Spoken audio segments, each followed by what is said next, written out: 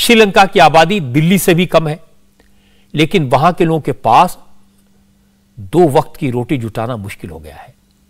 लोगों के पास न खाना है, न रसोई गैस है, न गाड़ियों के लिए पेट्रोल डीजल है। श्रीलंका के क्या हालात हैं, इसका एहसास आपको कुछ फिगर सुनकर होगा। आप ये जानकर हैरान होंगे कि श्रीलंका में 1 लीटर कुकिंग ऑयल करीब 3000 रुपए का मिल रहा है। 1 लीटर पाम ऑयल, 1 लीटर सरसों का तेल 3000 रुपए में मिल रहा है। 1 किलो मिल्क पाउडर की कीमत 2900 रुपए है।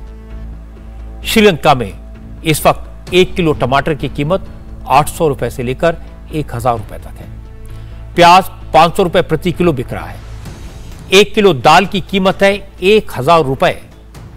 आटे की कीमत 450 से 500 रुपए प्रति किलो और चावल 600 रुपए प्रति किलो। आपको सुनकर शायद यकीन नहीं हो रहा होगा, लेकिन हमारे संवाददाता टी राघवन इस समय कोलंबो में है। टी राघवन ने ये फिगर्स मुझे बताई हैं। श्रीलंका में एलपीजी का एक सिलेंडर इस वक्त 5000 रुपए का है, लेकिन वो भी आसानी से नहीं मिलता। एक सिलेंडर के लिए 12-12 दिन तक इंतजार करना पड़ता है, लाइन में लगना पड़ता है। 1 लीटर पेट्रोल 550 रुपए में बिक रहा है। आम लोगों को सिर्फ 3 लीटर पेट्रोल दिया जा रहा है और 3 लीटर पेट्रोल के लिए भी लोग 10-10 दिन तक लाइन में खड़े होने को मजबूर हैं। ये फिगर्स ऐसे हैं जो किसी को भी परेशान कर देंगे, लेकिन ये श्रीलंका की ग्राउंड सिचुएशन है। अब आप कहेंगे कि यह हाल हुआ कैसे, इसकी वजह क्या है? तो वजह वही है जिसका जिक्र प्रधानमंत्री मोदी ने किया, जिसको लेकर मोदी ने आज आगाह किया। असल में श्रीलंका के लोग राजपक्षे परिवार से नाराज थे। श्रीलंका में महिंदा राजपक्षे प्रधानमंत्री थे, उनके भाई गोटाबाया राजपक्षे राष्ट्रपति। इनके अलावा महिंदा राजपक्षे के एक भाई चमल राजपक्षे सिंचाई मंत्री थे और दूसरे भाई बासिल राजपक्षे श्रीलंका के फाइनेंस मिनिस्टर थे। महिंदा के बेटे नमल राजपक्षे श्रीलंका के स्पोर्ट्स मिनिस्टर थे। कुल मिलाकर श्रीलंका पर पूरी तरह से राजपक्षे परिवार का कब्जा था। राजपक्षे परिवार ने जनता की नाराजगी को दूर करने के लिए, पब्लिक को ललचाने के लिए लुभावनी योजनाएं लागू की, टैक्स में जबरदस्त कटौती कर दी, टैक्स घटा दिए, सरकार की आमदनी घटी तो खूब नोट छापे। इससे करेंसी की कीमत गिर गई और फिर दूसरे देशों से कर्ज लेना पड़ा, लेकिन सरकार कर्ज वापस चुका नहीं पाई और हालत यह हो गई कि अब न कर्ज चुकाने के लिए पैसे हैं, न खर्च चलाने के लिए। खजाना खाली है, देश में जरूरी सामान की कमी है और नतीजा यह कि महंगाई आसमान छू रही है। इसलिए सरकार के नेता या तो भाग गए या छुप गए और जनता सड़कों पर आ गई, या फिर जनता को गैस और पेट्रोल के लिए लाइनों में लगे देखा गया। श्रीलंका में जन संग्राम की जो सबसे बड़ी वजह बनी है, उन तस्वीरों के जरिए हम आपको उसको समझाने की कोशिश करते हैं। आप देखिए यहाँ पर क्या कार, क्या बाइक, क्या ऑटोस, क्या लग्जरी गाड़ियां, सब यहाँ पर किलोमीटर दूर तक कतारों में खड़ी है। जब हम इस रोड पर पहुंचे, बम्बलपेटे इस जगह का नाम है, मरीन ड्राइव से होते हुए, तो तकरीबन 4 से 5 किलोमीटर ये गाड़ियां यहाँ पर हमें खड़ी हुई नजर आई, इंतजार में कि उन्हें पेट्रोल मिल जाए। यहाँ से कुछ मीटर दूरी पर लंका आईओसी है, इंडियन ऑयल कॉर्पोरेशन का जो यहाँ का पेट्रोल पंप है, वहां पर थोड़ी बहुत सप्लाई होती है। तकरीबन 16,000 लीटर आज सप्लाई हुई, ऐसा वहां के मैनेजर ने हमें बताया।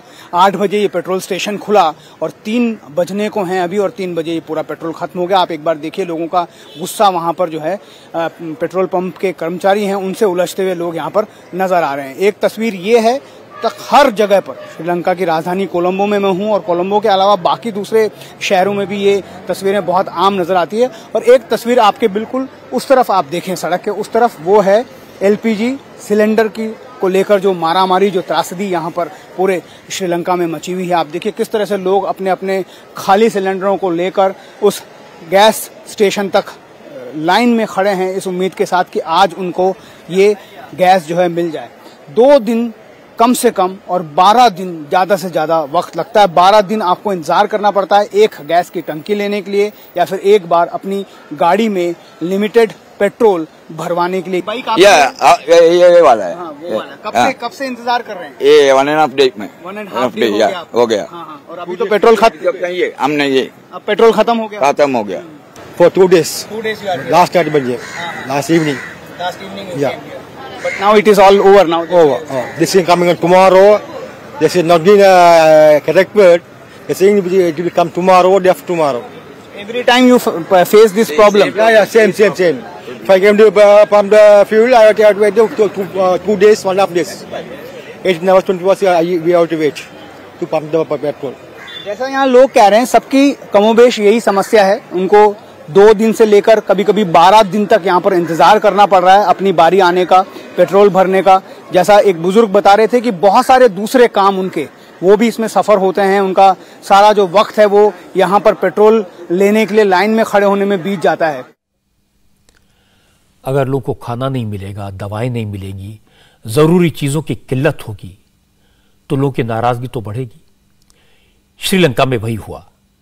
अब श्रीलंका में जनता का राज है, कोई सरकार नहीं है, कोई कानून नहीं है।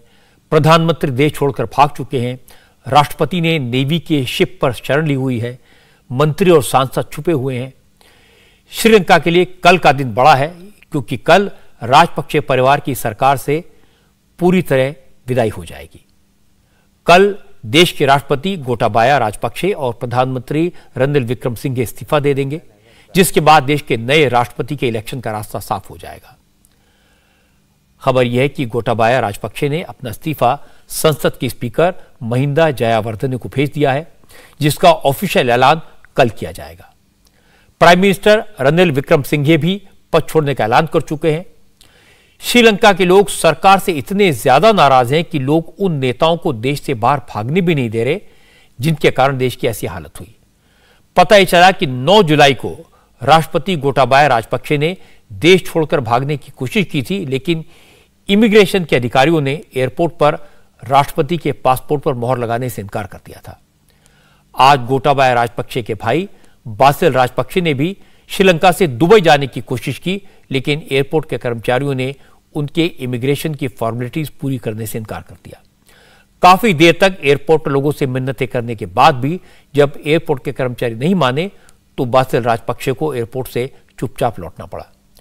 अब वो किसी सीक्रेट जगह पर छुप गए हैं, क्योंकि उन्हें डर है कि पब्लिक उन पर हमला कर सकती है। हमारे संवाददाता टी राघवन ने बताया कि श्रीलंका की जनता इतने खराब हालात के लिए सिर्फ और सिर्फ राजपक्षे खानदान को जिम्मेदार मानती है, और लोग ये कह रहे हैं कि राजपक्षे परिवार को जेल भेजकर ही मानेंगे। हम लोग का चाहिए वो दोनों जाना, यहाँ पे श्रीलंका से जाना। श्रीलंका में नहीं है, वो लोग जेल पे जाना। वो लोग बहुत चोरी किया, पैसा चोरी हुआ, पूरा लोग ऐसे करके वो लपड़ा किया, इसीलिए वो लोग का कितना पैसा कमाया उतना पैसा हम लोग का चाहिए। ये हमारा पैसा है, वो लोग का पैसा नहीं है। वो लोग ऐसे किया वैसे किया, क्या करना है?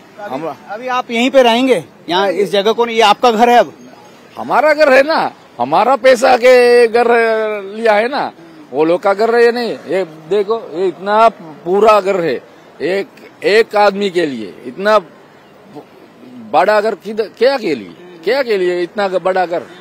ये रेस्टोरेंट करना है, रेस्टोरेंट को अच्छा है ना, रेस्टोरेंट के लिए अच्छा है घर।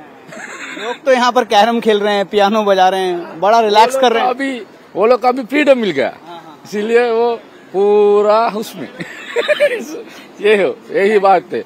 लेकिन हम लोग का ये चाहिए अभी टुमारो में वो बोलता है वो जाएगा, लेकिन हम लोग अभी भी सोचता है वो जाएगा नहीं जाएगा, लेकिन कितना देर में जाएगा उतना देर में हम लोग लपड़ा करेगा। ये है कहने का मतलब ये है कि जब तक राजपक्षे यहाँ से चले नहीं जाएंगे, दोनों महिंदा राजपक्षे और गोटाबाया राजपक्षे को और रणिल विक्रमसिंघे जिन्होंने उनका साथ दिया, उनका कहना है कि जब तक उनको जेल में नहीं भेजा जाएगा तब तक इनका ये आंदोलन लगातार जारी रहेगा। राघवन बता रहे थे कि श्रीलंका में जो हो रहा है वो अचानक नहीं हुआ, लोग की नाराजगी अचानक नहीं बढ़ी। हालांकि जो लोग आज सरकार के खिलाफ नारे लगा रहे हैं, जो लोग राजपक्षे के परिवार को जेल भेजने की मांग कर रहे हैं, वही लोग कुछ महीने पहले तक सरकार की नीतियों से खुश थे, टैक्स में 40% की कटौती पर नाच रहे थे। अब यही लोग सरकार को कोस रहे हैं, देश को बर्बाद करने का इल्जाम लगा रहे हैं। अब जनता ने श्रीलंका के प्रधानमंत्री के सरकारी घर और राष्ट्रपति भवन पर कब्जा किया हुआ है। प्रधानमंत्री के घर पर लंगर चल रहा है। लोगों ने खुद ही राशन का इंतजाम किया, लॉन में भट्टी लगाकर खाना पकाया और जो लोग प्राइम मिनिस्टर का घर देखने आ रहे हैं उन सबको खाना खिलाया जा रहा है। हमारे संवाददाता राघवन बता रहे थे कि कोलंबो में प्रधानमंत्री के घर पर जो लंगर चल रहा है उसमें भी श्रीलंका की माली हालत दिखाई देती है। लोगों को दाल चावल और थोड़ी सी सब्जी दी जा रही है क्योंकि राशन की कमी है।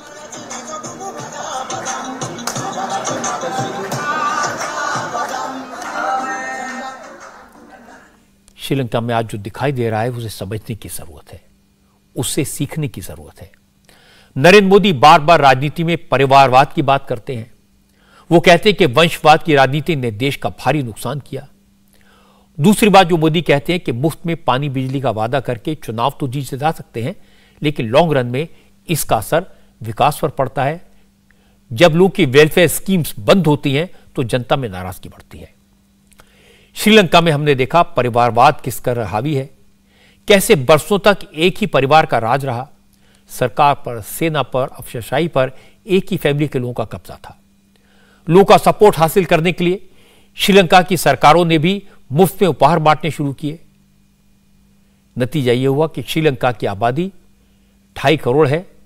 इनमें से 25 लाख लोगों के पास खाने को कुछ नहीं है। उन्हें दिन में एक बार भी खाना नहीं मिल पा रहा। और बाकी जो लोग हैं, बाकी जो आबादी है, वो अपने लिए खुद सिर्फ एक वक्त की रोटी का जुगाड़ बड़ी मुश्किल से कर पा रही है। बिस्किट का एक पैकेट 150 रुपए में और 1 लीटर दूध 500 रुपए का मिल रहा है।